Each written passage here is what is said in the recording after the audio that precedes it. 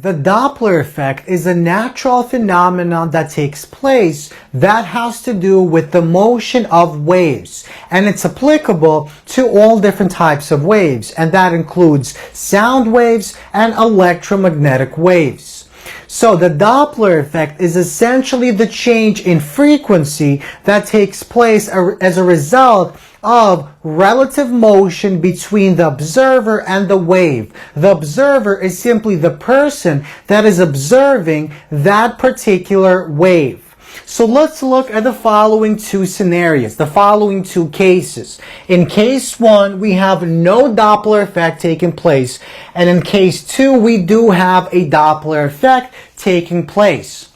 Let's begin with case one.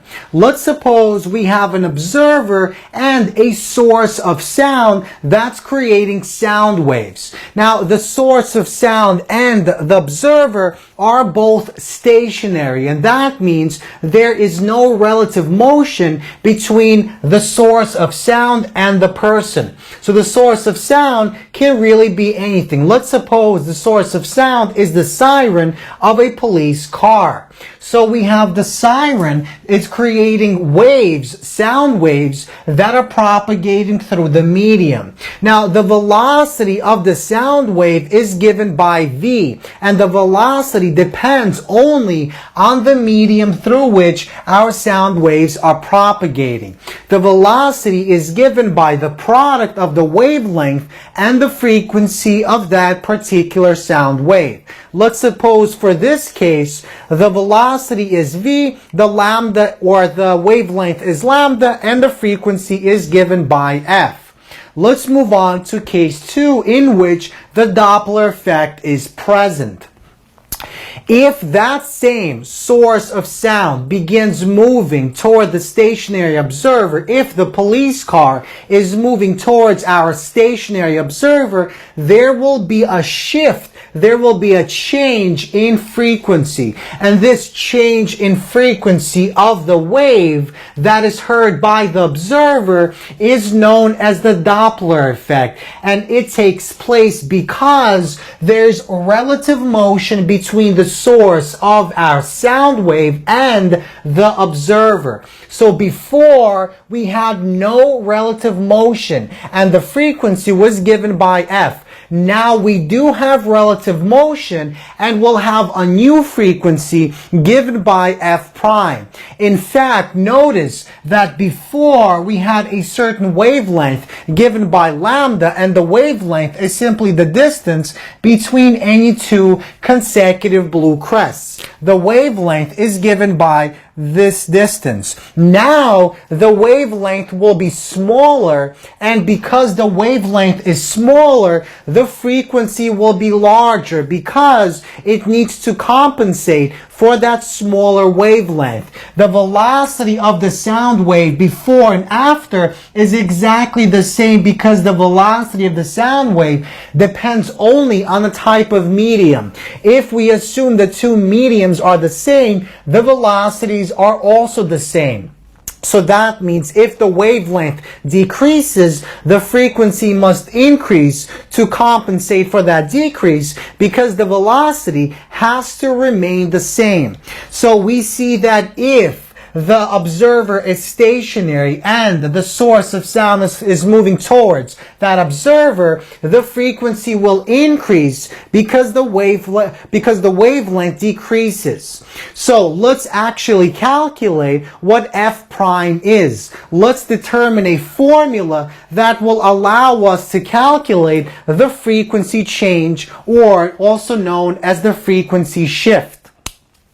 Let's look at the following two cases. In case A, we have a source of sound that creates the sound wave, and the sound wave, the crest, propagates a certain distance over some time interval. So this distance between any two consecutive crests is known as the wavelength. Now recall the time period t is simply the time it takes our crest to propagate this distance.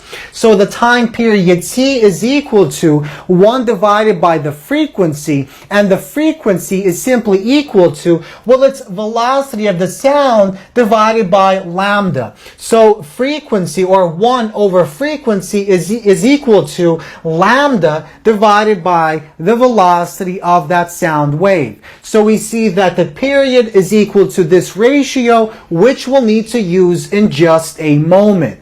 So if we rearrange this equation, we see that lambda, this distance that the wave crest travels, is equal to the product of the time period and the velocity of that sound wave that is propagating through the medium.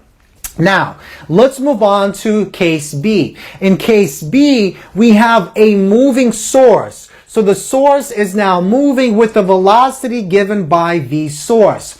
And over the same time period t, the source moves this distance given by the source times t, our time period. The same time period as in case A. So now, our wavelength is no longer lambda, the wavelength is lambda prime. And to calculate lambda prime, we simply have to take our lambda, which is this identical distance, and subtract this distance. So lambda prime is equal to lambda minus v source, the velocity of our source of wave, multiplied by t. Now we know from part 1 that t is equal to this ratio. So we can take this entire quantity and replace and plug it into this t. And we get that lambda minus v source multiplied by lambda divided by v sound is equal to lambda prime. Notice we have lambda appearing on this term and lambda appearing on this term. So we can take that out of our equation and we get the following result. Lambda prime, the distance our crest travels when we have the moving source, is equal to lambda multiplied by 1 minus v source divided by v sound. Now let's move on to part 3. Recall from this equation, we see that our v sound is equal to lambda prime multiplied by f prime. So if we rearrange this equation and solve for f prime, we see that f prime is equal to the velocity of the sound wave divided by lambda prime. Our lambda prime that we get from case B when the object, the source, is moving. So f prime, the new frequency, is equal to v sound divided by, well, this term can be replaced with this entire equation because lambda prime is equal to this equation, this term. So we take this, we plug it in for lambda prime, and we get the following result. Now we can rearrange this equation and we see that f prime is equal to v sound divided by lambda multiplied by 1 divided by 1 minus v source divided by v sound, where v source is the velocity of our moving source and v sound is the velocity of our propagating wave. So v sound divided by lambda from this equation tells us that this term is simply the frequency of our sound wave before the Doppler effect took place.